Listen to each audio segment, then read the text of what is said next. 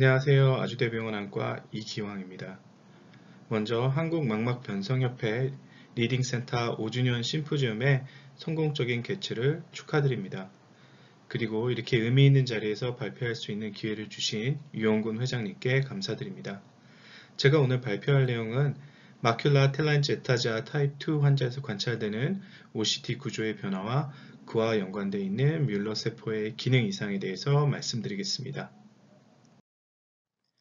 가장 최신판인 라이언스 레티나에서 마큘라 텔란지에타지아 타입 2의 정의를 보시게 되면 후국부의 미세혈관에 영향을 미치는 여러가지 다양한 종류의 혈관성 질환이라고 정의하고 있습니다. 막텔 타입 2는 타입 1과 다르게 양 안에서 발생하는 것으로 알려져 있고, 하지만 양측의 병의 진행 정도는 비대칭적인 것으로 알려져 있습니다.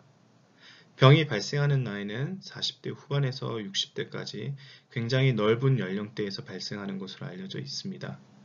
환자들이 호소하는 증상은 국소적인 파라센트랄 스코토마에 따른 시력소실로 불편감을 호소하실 수 있고, 이 질환의 자연 경과를 보시게 되면 시력소실은 1년에 1레터, 즉 5년에 한 줄 정도의 시력소실이 나타나는 굉장히 천천히 진행하는 질환으로, 우측의 사진에서 보시는 것처럼 망막 내에 캐비티가 발생하고 관찰된다 하더라도 스테로이드나 안티VEGF 치료는 권유하고 있지 않으며, 단 망막에 신생혈관이 발생했을 경우에는 안티VEGF 치료를 추천하고 있습니다.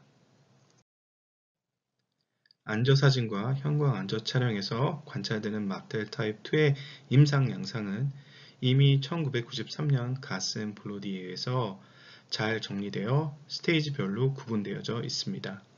스테이지 1은 안저 사진에서 정상 소견을 보이나 형광 안저 촬영상 후기에 과형광 누출이 보이는 경우를 스테이지 1으로 정의하고 있습니다. 스테이지 2는 안저 사진상 황반부 주변에 망막의 투명도가 감소되어져 있는 소위 크리스탈린 디파짓이 보이는 경우에 스테이지 2로 정의하고 있고, 스테이지 3는 Dilated Right Angle Vein이 보이는 경우에 스테이지 3로 정의하고 있습니다. 스테이지 4는 스테이지 3에서 발생되었던 Right Angle Vein을 따라서 RP, 망막상피 세포가 증식하면서 망막 내에 검은색으로 피그먼트 클럼핑이 보이는 경우에 스테이지 4로 정의하고 있습니다. 스테이지 5는 망막에 신생혈관이 발생되는 경우에 스테이지 5로 정의하고 있습니다. 막텔 타입 2는 1977년 가스에 처음으로 기술된 이후에 이 질환이 혈관성 질환임을 의미하는 여러 다른 질환명으로 기술된 바 있습니다. 1978년 허튼 등은 포칼 파라포비아 레티날 텔란지에타시스로 막텔 타입 2를 기술하였고, 가스 앤 블로디는 93년에 이디오패틱 적스타포비올라 레티날 텔란지에타시스로 막텔 타입 2를 기술하였습니다. 하지만 최근 10년간 많은 연구자들의 노력에 의해서 막텔 타입 2는 밀러세포 기능 이상에 의해서 발생되는 신경 퇴행성 질환이라고 알려져 있고, 막텔 타입 2에서 관찰되는 혈관성 변화들은 밀로세포의 기능 이상에 의해서 발생되는 2차적인 소견이라고 생각되고 있습니다. 다음으로는 막텔 타입 2 환자에서 관찰되는 여러가지 모양의 OCT 소견을 설명드리겠습니다. 한 가지씩 천천히 보시면 사진 A는 정상 환자의 OCT 소견이고, B는 황반부를 중심으로 이측과 비측의 망막의 두께가 비대칭적으로 관찰되는 막텔 타입 2 초기 환자의 전형적인 사진이 되겠습니다.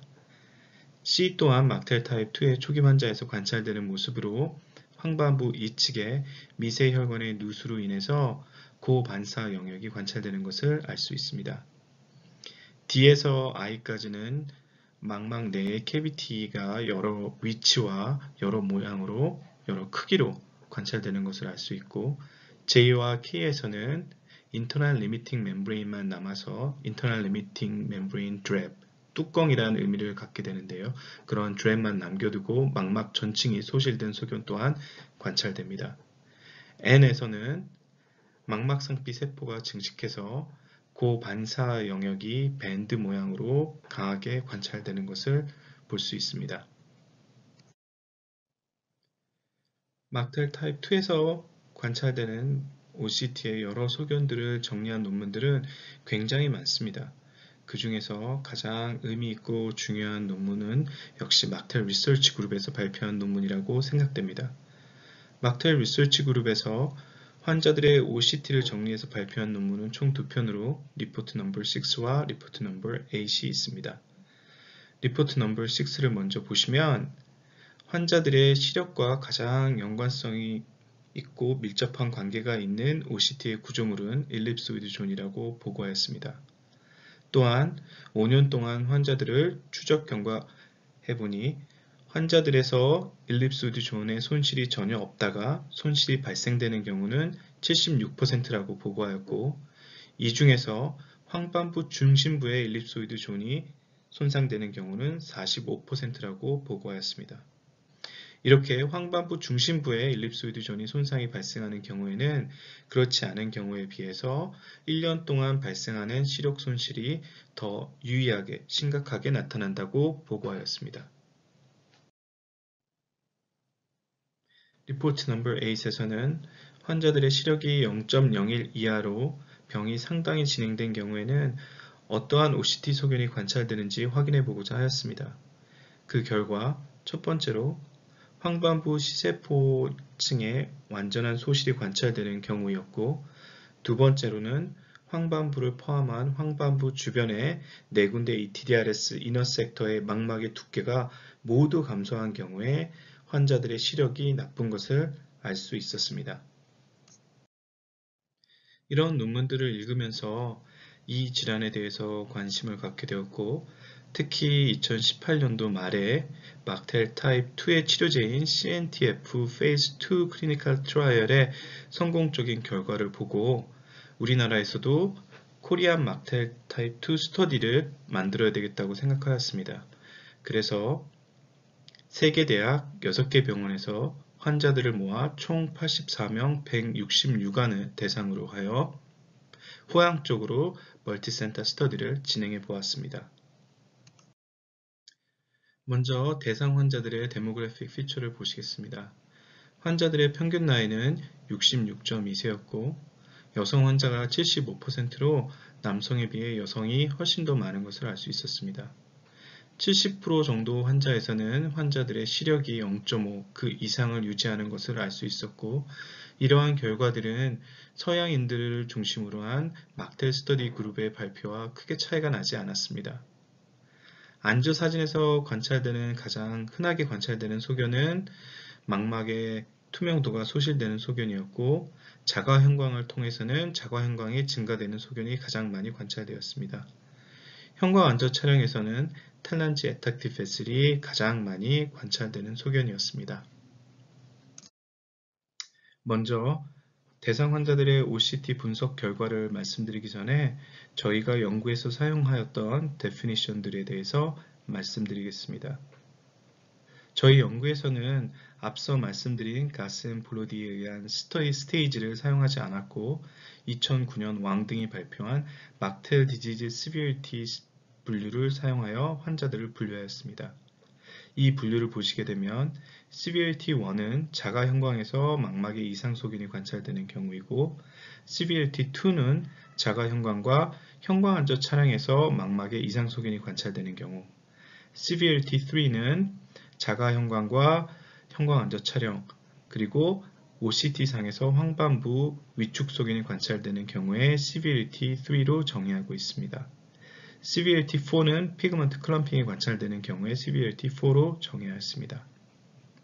다음으로는 환자들의 OCT를 보다 보면 캐비티의 위치나 모양이나 크기가 다양하다는 것을 알 수 있는데 이런 것들을 분류하여 나누어서 연구하기 위하여 저희는 이너 레티나 캐비티와 아우터 레티나 캐비티로 캐비티를 분류했습니다. 황반부 내에는 이너 레티나 레이어 자체가 존재하지 않기 때문에 황반부에서는 망막의 두께를 반으로 나누어서 위측에 캐비티가 존재하는 경우에 이너 레티나 캐비티로 정의하였고 또한 이너 레티나 서피스에 따라 망막에 캐비티가 발생하는 경우에는 이너 레티널 캐비티로 정의하였습니다. 그 외에는 아우터 레티널 캐비티로 정의하였고, 또한 망막의 층간 경계가 완전히 소실되는 경우에는 disorganized inner retinal layer로 정의하였습니다. 대상 환자들의 OCT 분석 결과 환자들 OCT에서 가장 흔하게 관찰되는 소견은 캐비티가 형성되어 있는 모습이었습니다. 다음으로 환자들의 시력과 연관되어 있는 OCT 소견은 망막 외층에 캐비티가 형성되어 있거나 external limiting membrane, ellipsoid zone, interdigitation zone에 손상이 있는 경우에 환자들의 시력과 밀접하게 연관되어 있는 것을 알 수 있었습니다. 환자들의 여러 이미징들을 같이 놓고 분석하는 도중 재미있는 케이스들을 볼 수 있었습니다. 총 8안에서는 형광 안저 촬영상 아무런 이상 소견이 관찰되지 않으면서 OCT에서만 포비아 아트로피가 관찰되는 경우가 있었습니다. 통상적으로 막텔 타입 2의 병의 진행 양상은 먼저 자가 형광에서 이상 소견이 보이고 다음으로 형광 안저 촬영상, 그 다음으로 OCT에서 이상 소견이 보인다고 알려져 있기 때문에 형광 안저 촬영상 아무런 이상 소견 없이 OCT에서만 포비아 아트로피가 발생되는 특이한 케이스가 있다는 것도 알 수 있었습니다. 신기하게도 이런 환자들은 이너 레티나 캐비타가 황반부 중심에 위치하는 것을 알 수 있었습니다. 위 케이스들을 보면서 캐비티 위치에 따라서 병의 진행 정도, 즉 시력의 차이가 있을 것으로 생각하고 OCT에서 캐비티가 관찰되는 총 111안을 이너 레티나의 캐비티만 존재하는 50안과 그 외 다른 형태의 캐비티를 보이는 61안으로 나누어서 시력을 확인해 보았습니다. 그 결과 이너 레티나 캐비티가 존재하는 군에서 유의하게 시력이 더 좋은 것을 알 수 있었습니다. 아마도 그 이유는 망막 내층에 존재하는 캐비티는 뮬러셀 콘에 의해 발생되는 반면 다른 형태의 캐비티들은 황반 주변부 Z-쉐입으로 생긴 뮬러 세포들이 소실되면서 C세포에 영향을 준다고 생각했습니다. 추가적으로 캐비티 형태를 조사하던 중 망막 내층에 캐비티가 있는 경우 주변에 하이퍼리프렉티브 포사이가 종종 관찰되는 것을 볼 수 있었는데 이러한 HF가 병의 진행 과정 중에 어떤 의미가 있는지 확인해 보았습니다. 망막 내층에 HF가 관찰되는 19안과 그렇지 않은 31안을 나누어서 시력을 확인해 본 결과 HF가 있는 군이 유의하게 시력이 더 좋은 것을 알 수 있었습니다. 이 환자 케이스를 보시면 2014년에 촬영된 OCT에서 망막 내층 캐비티 아래 HF가 관찰되는 것을 볼 수 있고 2년 후 HF가 있었던 위치로 병이 진행되면서 캐비티가 망막 외층까지 확장된 모습을 확인할 수 있습니다. 이런 현상을 볼 때 HF는 뮬러 세포 손상에 의해 캐비티가 확장되기 전에 나타나는 현상으로 생각됩니다. 막텔 타입 2 환자들의 OCT에서 HF에 관한 논문은 아직 한 편밖에 없는데요. 2010년 바움 뮬러 등은 스테이지 1에서 5까지 모든 스테이지에서 HF가 관찰되며 이런 HF는 뮬러 세포들의 신경퇴행 과정 중 발생되는 현상이거나 미세혈관에서 누수되는 삼출물에 의한 것이라고 보고하였습니다. 저 개인적으로는 HF가 뮬러 세포 손상에 의해 액티베이션된 마이크로글리아라고 생각됩니다. 그 이유는 이미 많은 연구를 통해서 뮬러 세포가 IL-6를 분비한다고 알려져 있고 이런 IL-6는 마이크로글리아의 액티베이션과 마이그레이션의 중요한 사이토카인으로 알려져 있기 때문입니다. 2010년 파우너 등은 기증받은 막텔 타입 2 환자 망막에 마이크로글리아를 확인할 수 있는 이바1을 이용하여 염색해 본 결과 정상 대조군과 비교하여 마이크로글리아의 수와 그 모양은 유의한 차이가 없다고 보고하였습니다. 이런 이유로 막텔 타입 2 병의 진행에 염증성 반응은 관여하지 않는다고 보고한 바 있습니다.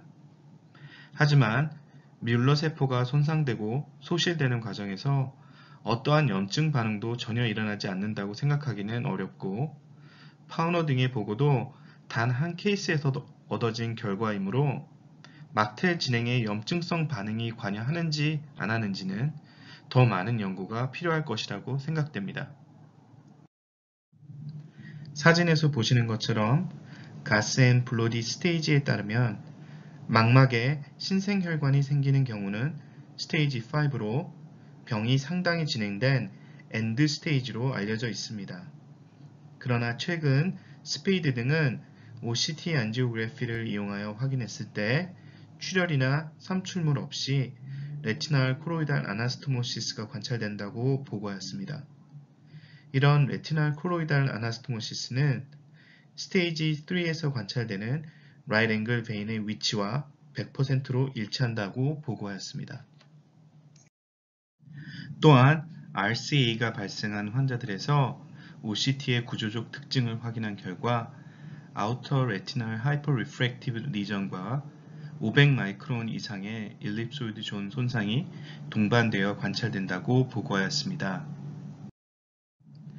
위에 보고된 OCT 소견 외에 다른 추가적인 특징이 있는지 저희 그룹은 대상 환자들 중 라이트 앵글 베슬이 관찰되는 환자들의 OCT를 확인해 보았습니다. 그 결과 이너 레티나의 디스오거나이제이션, 아우터 레티나 캐비티, 일립소이드 존 디스럽션 이 세 가지 소견들이 라이트 앵글 베슬의 존재와 의미 있게 연결된 팩터들로 확인되었습니다. 왼쪽 아래에 이 세 가지 소견이 모두 포함된 대표적인 저희 환자 OCT 사진이 관찰되고 이 사진을 보시면 스페이드가 말한 아우터 레티나 하이퍼 리프랙티비티 리전과 광범위한 엘립소이드 존 손상이 관찰되어 OCT 안지오그래피 없이도 RCA가 존재한다고 추정할 수 있습니다. 뮬러 세포의 기능은 다양하지만 대표적으로 첫째, 아쿠아포린 4 채널을 통하여 망막 내 수분을 조종하고 둘째, VEGF를 분비하여 망막 신경과 혈관들을 유지시켜줍니다. 셋째는 PDF를 분비하여 VEGF에 의한 신생혈관 형성을 억제하게 합니다. 하지만 뮬러 세포가 손상되면 VEGF는 증가하고 PDF는 감소되어 VEGF와 PDF 밸런스가 무너지면서 신생혈관이 발생된다고 쉔 등이 발표한 바 있습니다. 이런 뮬러 세포의 기능을 바탕으로 RCA 형성 기전을 추론해 보자면 먼저 손상된 뮬러 세포 주변에 수분이 고이면서 캐비티를 형성할 것으로 생각됩니다. 실제로 기증받은 막텔 환자 눈을 확인해 보니 OCT상 캐비티에 해당되는 부위에는 어떠한 구조물도 관찰되지 않으며 단순히 플루이드가 차 있는 공간이라고 보고된 바 있습니다. 병이 진행되면서 뮬러 세포가 완전히 소실되면 커다란 캐비티들이 콜랩스되면서 망막 내 디스오거나이제이션이 발생하고 추가적으로 VEGF와 PDF 임밸런스에 의해 RCA가 발생된다고 생각하고 있습니다. 마지막으로 정리하여 막텔 타입 2 환자에서 관찰되는 OCT 소견들을 정리해서 말씀드리겠습니다. 먼저 환자의 시력은 C세포, 즉 엘립소이드 존의 손상과 연관되어 있고 망막 내층에만 캐비티가 국한적으로 발생된 경우는 시력적으로 얼리 스테이지라고 판단할 수 있습니다. HF는 병변이 액티브한 상태임을 시사하고 HF가 관찰된 부위로 캐비티가 확장될 수 있다는 것을 예측하게 해줍니다. 마지막으로 RCA 발생과 연관된 OCT 소견으로는 이너 레티나의 디스오거나이제이션, 아우터 레티나 캐비티, 일립소이드 존 로스가 있습니다. 여기까지 내용으로 저의 발표를 마치도록 하겠습니다. 지금까지 경청해 주셔서 감사합니다.